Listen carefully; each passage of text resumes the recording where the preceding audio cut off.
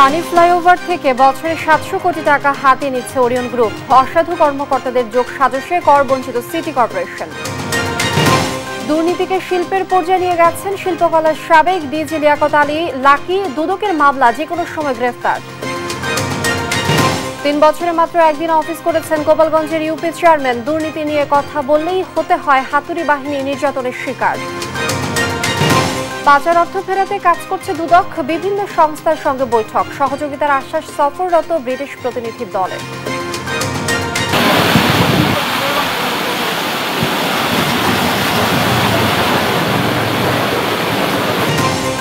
বানের পানিতে ভাসছে শেরপুর ও ময়মনসিংহবাসী। পূর্বাঞ্চলের সাম্প্রতিক বন্যায় ক্ষতি 14,500 কোটি টাকা।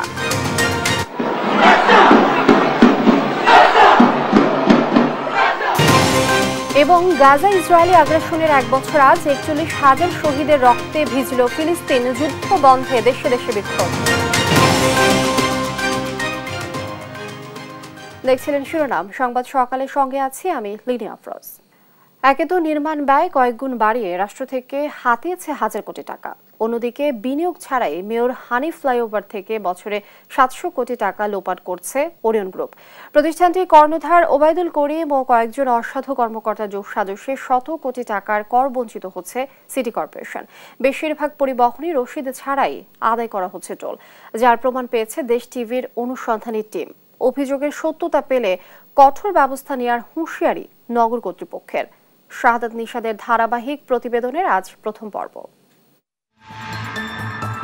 মেয়র হানি ফ্লাইওভার থেকে প্রতি বছর প্রায় ৭০০ কোটি টাকা অবৈধভাবে পকেটে পুরছে ওরিয়ন গ্রুপ। দেশ টিভির অনুসন্ধানে ধরা পড়েছে বড় অঙ্কের অর্থ লুটপাটের তথ্য।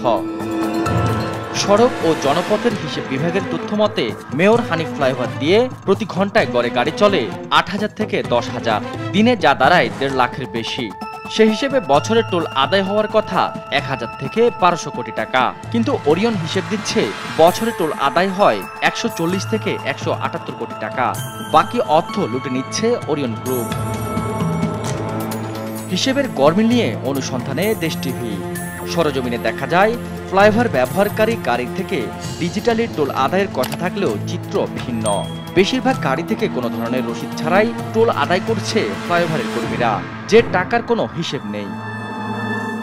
২০১৩ সালে চালু হয় হানি ফ্লাইওভার। বিনিয়োগকারী প্রতিষ্ঠান হিসেবে ওরিয়ন গ্রুপ ব্যবস্থাপনা, টোল আদায় ও রক্ষণাবেক্ষণের দায়িত্ব পায় ২৪ বছরের জন্য।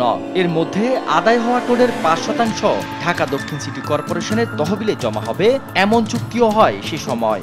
অথচ টানা ৭ বছর ক্ষমতার দাপট দেখিয়ে সিটি কর্পোরেশনকে দেয়নি ১ টাকাও।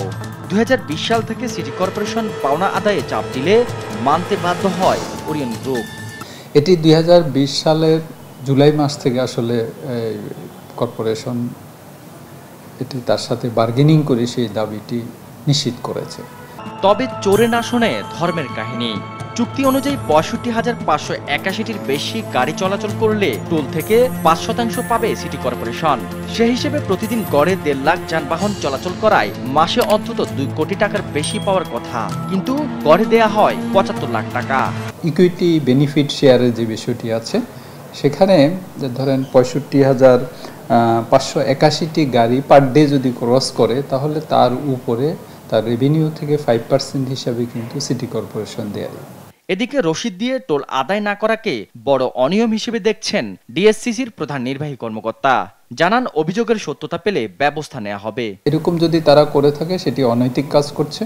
তো আমরা হয়তো এটি এখন যেহেতু আপনারা নলেজে এনেছেন, আমরা সেটি পর্যালোচনাতে গিয়ে সেটি হয়তো আবার নতুন করে সেটিকে আমরা নির্ধারণ করব। ২০১৩ সাল থেকে ২০২০ সাল পর্যন্ত টোলের টাকা কেন পায়নি সিটি কর্পোরেশন, এমন প্রশ্নের জবাবে তিনি বলেন, স্বৈরাচার সরকারের আমলে ওরিয়ন গ্রুপ ও সিটি কর্পোরেশনের দুর্নীতিবাজ কর্মকর্তারা বিষয়টি আড়াল করে রেখেছিল। শাহাদাত নিশাদ, দেশ টিভি, ঢাকা। সাবেক মহাপরিচালক লিয়াকত আলী লাকির বিরুদ্ধে মামলা করেছে দুদক। যে কোনো সময় হতে পারেন গ্রেফতার। বাংলাদেশ শিল্পকলা একাডেমির সাবেক মহাপরিচালক লিয়াকত আলী লাকি দুর্নীতিকে নিয়ে গেছেন শিল্পের পর্যায়ে। সিন্ডিকেটের মাধ্যমে শত কোটি টাকা অর্থ আত্মসাৎ করার অভিযোগ রয়েছে তার বিরুদ্ধে। বিস্তারিত ফজলে আদিত্যর বিশেষ প্রতিবেদন। বাংলাদেশ শিল্পকলা একাডেমির সাবেক মহাপরিচালকের অনিয়ম আর দুর্নীতি নিয়ে দুদকের অনুসন্ধানে মিলেছে প্রমাণ। ভুয়া ভাউচার দেখিয়ে গত 15 বছর ধরে হাতিয়ে নেওয়া হয় শত কোটি টাকা। শুধু তাই নয়, একরকম নিয়োগ বাণিজ্যের প্রকাশ্য দোকান খুলে বসেছিলেন লিয়াকত আলী লাকী।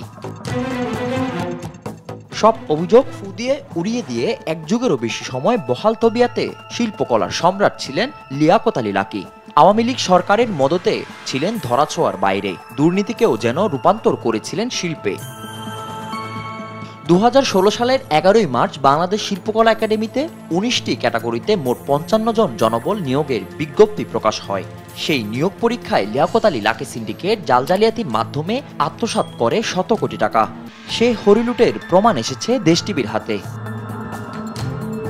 সেই নথিতে দেখা যায় মেধাভিত্তিক লিখিত পরীক্ষার নাম্বার পরিবর্তন করে উত্তীর্ণ করা হয় কিছু চাকরি প্রত্যাশীকে।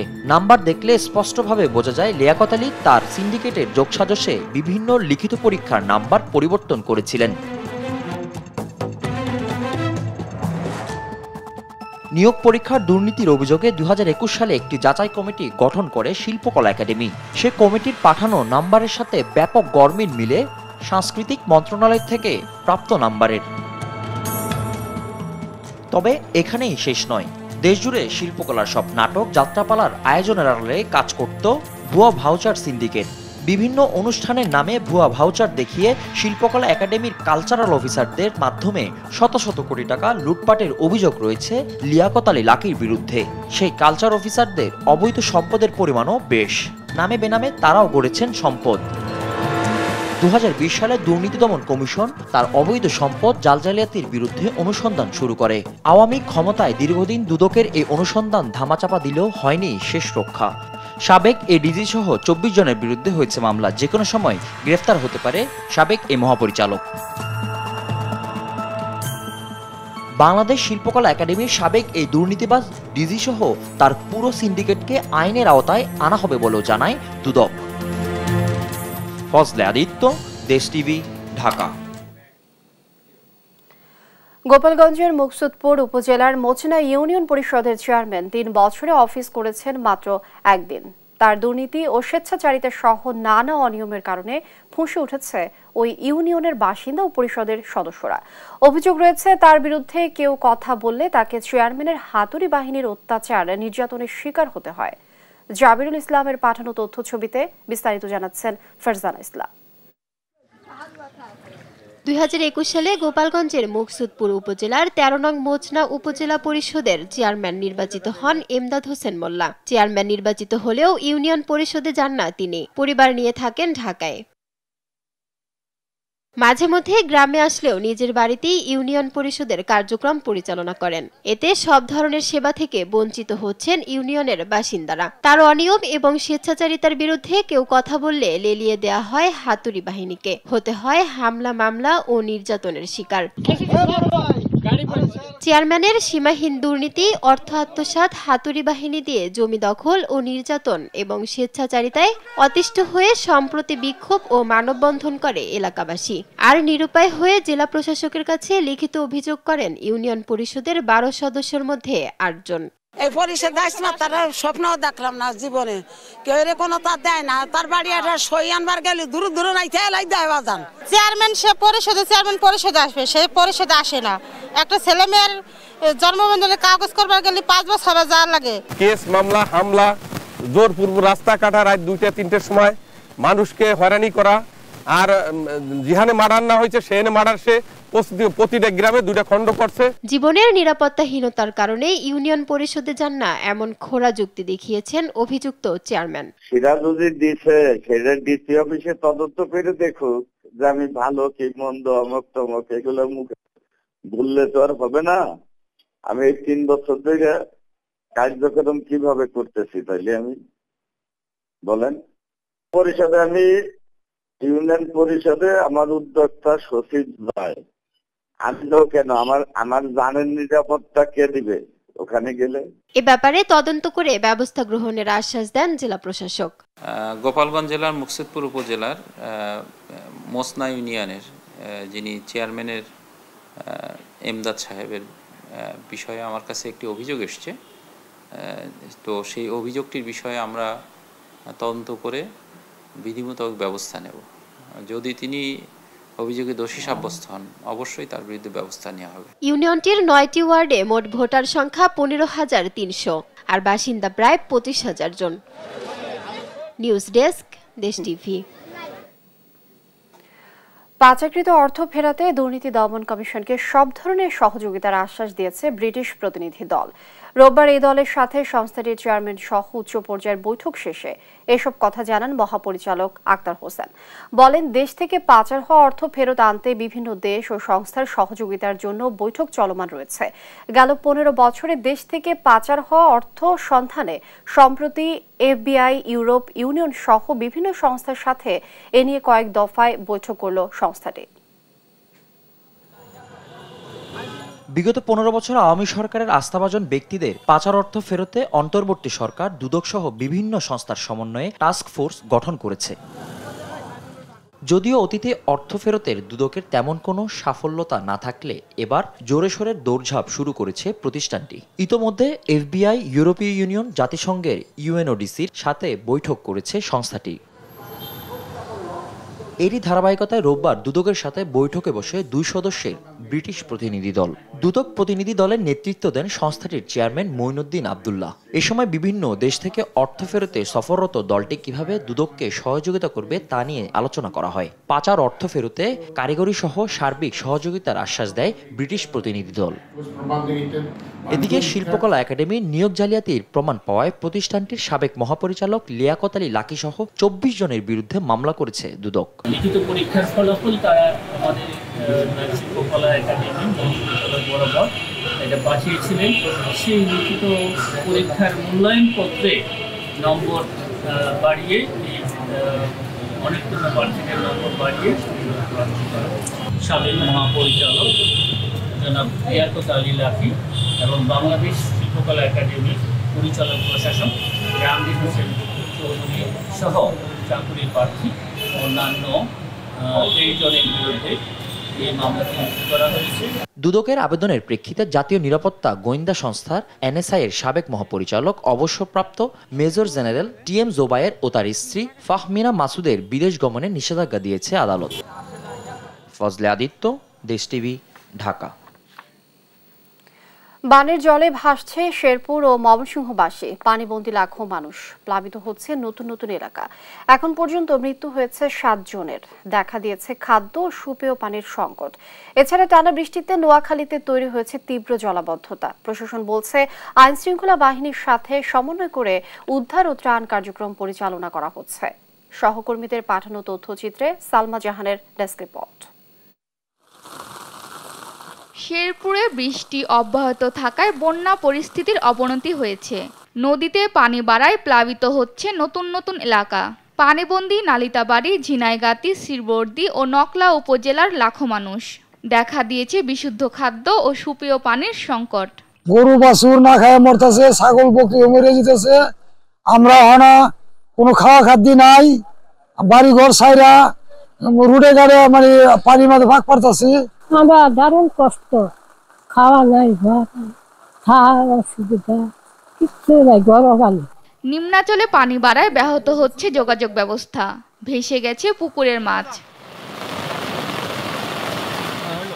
সেনাবাহিনী, ফায়ার সার্ভিস, আনসার, বিজিবি ও স্বেচ্ছাসেবীদের সমন্বয়ে উদ্ধার কাজ চলছে।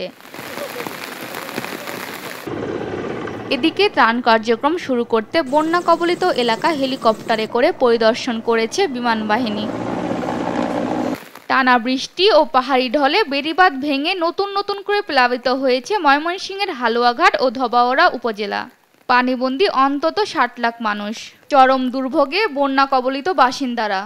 গরু পানির মধ্যে বান্ধা, আমরা খুব সমস্যায় দেখা গেছে যে আমরা এই চলাফেরা করতে অসুবিধা। এই যে আমি বাড়ির থেকে এইরকম বুক পানি ভেঙে আসছি, রাস্তাঘাটেও পানি, রাস্তা তলায় রয়েছে।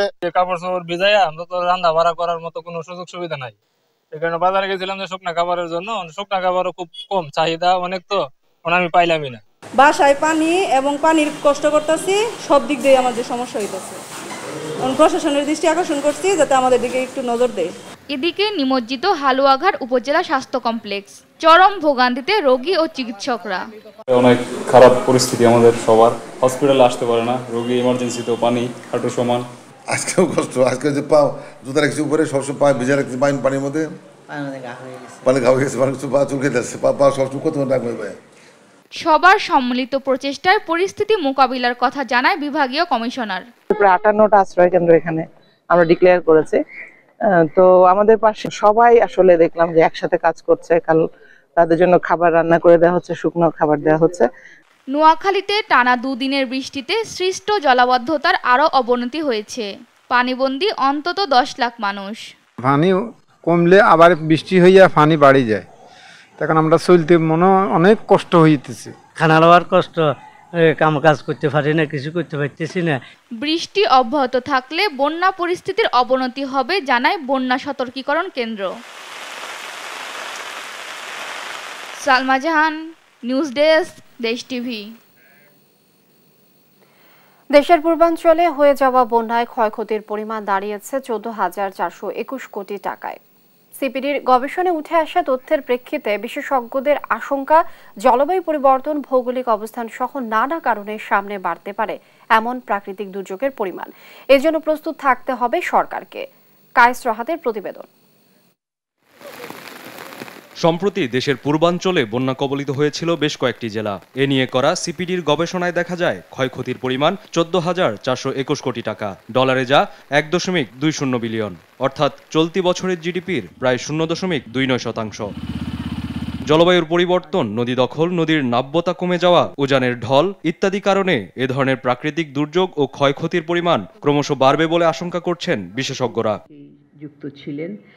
বলছেন বাড়াতে হবে প্রস্তুতি, বাঁধের উচ্চতা বাড়ানো, সরকারের সাথে এনজিওর সমন্বয় বাড়ানো এবং একই সাথে সচেতনতা বৃদ্ধি সহ যোগাযোগ ব্যবস্থা বাড়ানোর পরামর্শ দিল সিপিডি। আমাদের কৃষি এবং বনায়ন যে খাত, তার ভিতরেই ক্ষতিটা সবচেয়ে বেশি হয়েছে, 5,169 কোটি টাকার মতন, যেটা সর্বমোট যেই ক্ষয়ক্ষতি হয়েছে তার মোটামুটি 35% বেশি, প্রায় 36%।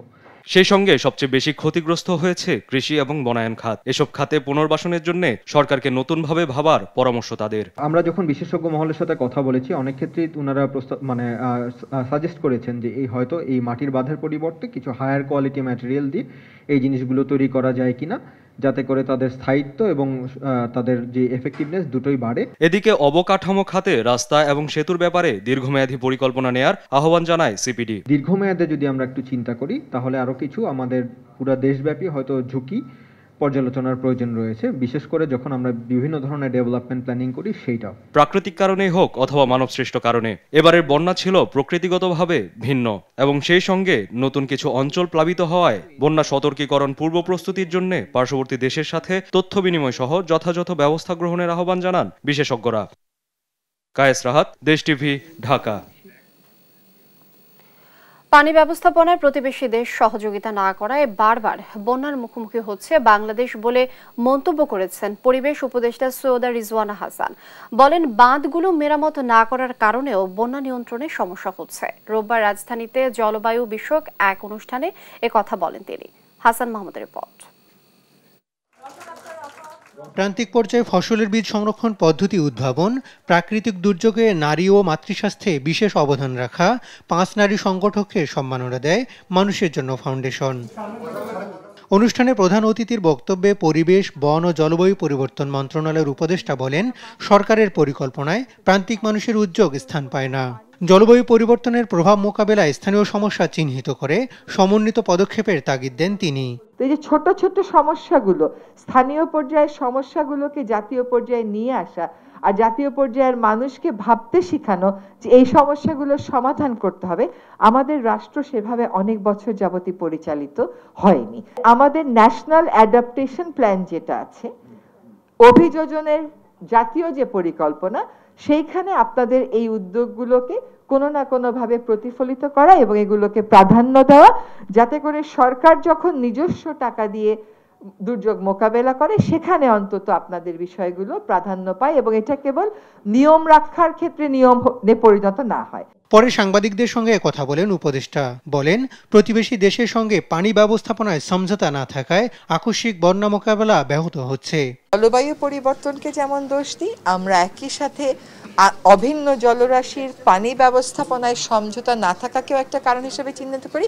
আরেকটা কারণ হচ্ছে যে আমাদের অনেকগুলো বাঁধ আছে, সেই বাঁধগুলো অনেক বছর যাবত, অনেক যুগ যাবত বানানোর পরে আর মেরামত করা হয় না, রিপেয়ার করা হয় না। অনেক স্থাপনা আছে, যেমন অনেক গেট, যেগুলো অনেক বছর খোলাই হয়নি। নিজস্ব ভূমিতে কিছু কিছু অবকাঠামোর ব্যবস্থাপনা না থাকাটাকেও আমরা দায়ী মনে করি। পুরনো বাঁধগুলো নিয়মিত সংস্কার করে বন্যায় ক্ষয়ক্ষতির পরিমাণ কমানো সম্ভব বলছেন পরিবেশ উপদেষ্টা। সেই ব্যবস্থা সরকার নিচ্ছে। হাসান মাহমুদ, দেশ টিভি, ঢাকা। দেখছেন সংবাদ সকাল।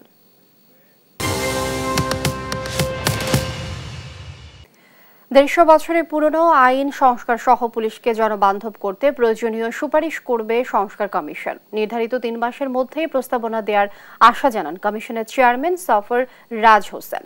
রোববার দুপুরে সচিবালয়ে কমিশনের সদস্যদের সঙ্গে বৈঠক শেষে এসব কথা বলেন তিনি। আর কমিশনকে সব ধরনের সহায়তা দেওয়ার কথা জানান স্বরাষ্ট্র উপদেষ্টা। আরও জানাচ্ছেন জান্নাতুল মোহনা। ছাত্র জনতার আন্দোলন দমন সহ নানা ইস্যুতে প্রশ্নবিদ্ধ পুলিশ বাহিনীর ভূমিকা। 5 আগস্ট শেখ হাসিনা সরকারের পতনের পর ডক্টর মোহাম্মদ ইউনূসের নেতৃত্বাধীন অন্তর্বর্তী সরকার পুলিশ সংস্কারের ঘোষণা দেয়। সব শেষ গেল বৃহস্পতিবার সাবেক সচিব সফররাজ হোসেনকে প্রধান করে 9 সদস্যের পূর্ণাঙ্গ কমিশনের গ্যাজেট প্রকাশ করে। রোববার সচিবালয়ে স্বরাষ্ট্র মন্ত্রণালয়ে বসে পুলিশ সংস্কার কমিশনের প্রথম সভা শেষে কমিশন প্রধান জানান 150 বছরের পুরনো আইন সংস্কার সহ পুলিশকে জনবান্ধব করতে প্রয়োজনীয় সুপারিশ করা হবে। আমরা সংস্কার করা আমার দায়িত্বের মধ্যে পড়ে না, আমরা শুধু কিছু সুপারিশ করি যে এই ধারাগুলো আমরা চেঞ্জ করা দরকার। কিছু কিছু ধারা আমরা দেখেছি যেগুলো আমাদের হয়তো 1861 সালের আইন মানে 150 বছর হয়ে গেছে, সেখানে এটা আধুনিকায়ন করা উচিত। প্রয়োজনীয় তথ্য উপাত্ত সংগ্রহ করা হচ্ছে উল্লেখ করে তিনি বলেন, সময় পেলে সাধারণ মানুষের মতামত চাওয়া হবে। মতামত বিশেষ করে পুলিশ অফিসার প্লাস আমাদের যারা জনসাধারণ উপকারভোগী এবং যারা এক্সপার্ট যেমন লয়ার বা ইভেন আপনাদের কাছে পরামর্শ চাইব, যাতে পুলিশ একটা, আমরা চাই যে একটা গণতান্ত্রিক দেশে পুলিশ একটা ভালো একটা বাহিনী একটা কাজ করুক, বিভাগ কাজ করুক। আর পুলিশ সংস্কার কমিশনকে তাদের চাহিদা অনুযায়ী সার্বিক সহায়তার কথা জানান স্বরাষ্ট্র উপদেষ্টা। যে কোনো ধরনের সহায়তা চাই ওই সহায়তাই দিব। নির্ধারিত 3 মাসের মধ্যে পুলিশ সংস্কারে প্রয়োজনীয় সুপারিশ দেওয়া সম্ভব হবে বলে জানান তারা। জান্নাতুল মোহনা, দেশ টিভি, ঢাকা। সেই কমিটিতে আপনিও আছেন স্যার।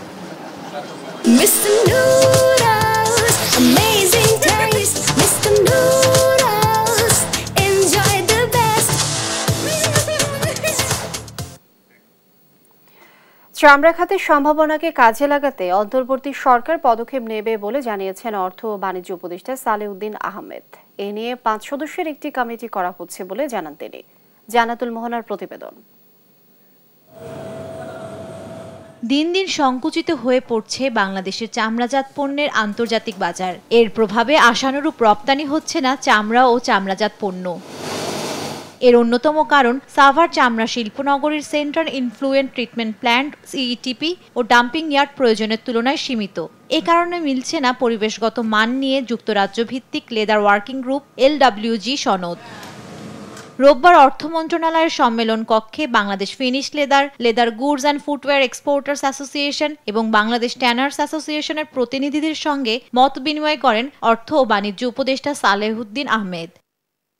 রপ্তানি বহুমুখীকরণে চামড়া খাতের বড় সুযোগ রয়েছে। এ ব্যাপারে 5 সদস্যের একটি কমিটি গঠন করা হচ্ছে বলে জানান অর্থ ও বাণিজ্য উপদেষ্টা। এক্সপোর্ট ডাইভার্সিফিকেশনের কথা বলছি না, এটা চামড়াটার একটা বড় একটা স্কোপ এবং তাদের নানাবিধ সম্ভাবনা আছে, সমস্যা আছে।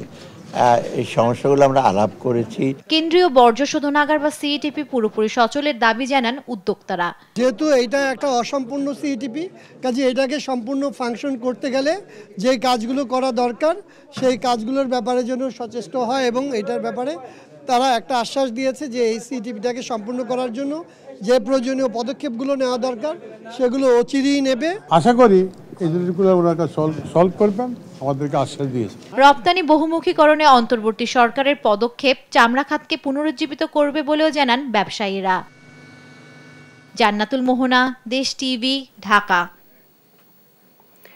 পোল্যান্ডের রাষ্ট্রদূত হিসেবে নিয়োগ পাওয়া আওয়ামী সমর্থক খোরশেদ আলম খাস্তগিরের নিয়োগ বাতিল করেছে পররাষ্ট্র মন্ত্রণালয়। গেল 25 সেপ্টেম্বর পোল্যান্ডের পরবর্তী রাষ্ট্রদূত হিসেবে নিয়োগ পেয়েছিলেন তিনি। এর 10 দিনের মাথায় তা বাতিল করল পররাষ্ট্র মন্ত্রণালয়। তবে এ নিয়ে কোনো ব্যাখ্যা দেননি কোনো কর্মকর্তা। তবে বৈষম্য বিরোধী ছাত্র আন্দোলনের সমর্থনে সমাবেশ করায় মালয়েশিয়ায় অবস্থানরত বাংলাদেশি ছাত্র শিক্ষকদের বিরুদ্ধে মামলা করেছিলেন খোরশেদ আলম খাস্তগির। তখন মালয়েশিয়া দূতাবাসের ডেপুটি কমিশনার হিসেবে কর্মরত ছিলেন তিনি। ছাত্রলীগকে সন্ত্রাসী সংগঠন হিসেবে নিষিদ্ধ করতে 7 দিনের আলটিমেটাম দিয়েছেন আমার দেশ পত্রিকার ভারপ্রাপ্ত সম্পাদক মাহমুদুর রহমান। রোববার জাতীয় প্রেস ক্লাবে সাংবাদিকদের সঙ্গে মত বিনিময়কালে এ কথা বলেন তিনি। দাবি মানা না হলে সাংবাদিক সমাজকে নিয়ে রাজপথে নামার হুঁশিয়ারি দেন মাহমুদুর রহমান। বলেন, গেল 16 বছর দেশে সন্ত্রাসী কর্মকাণ্ডের জন্য দায়ী ছাত্রলীগ। ছাত্র জনতার আন্দোলনে সারা দেশে হাজারো মানুষকে হত্যার পেছনে কাজ করেছে পুলিশ ও ছাত্রলীগের গুপ্ত বাহিনী। এছাড়া সব মিলিয়ে সরকারের কাছে 7 দফা দাবি জানিয়েছেন এ বর্ষিয়ান সাংবাদিক।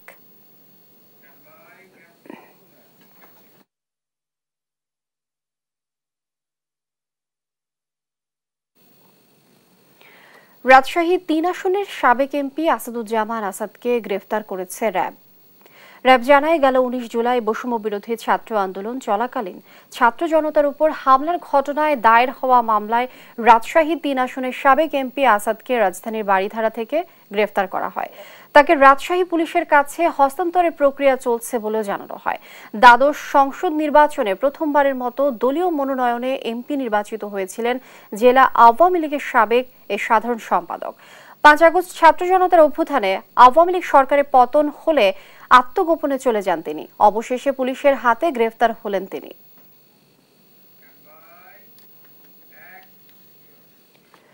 দিন দিন নাগালের বাইরে চলে যাচ্ছে মধ্যবিত্তের স্বপ্নের মাথা গোঁজার ঠাঁই।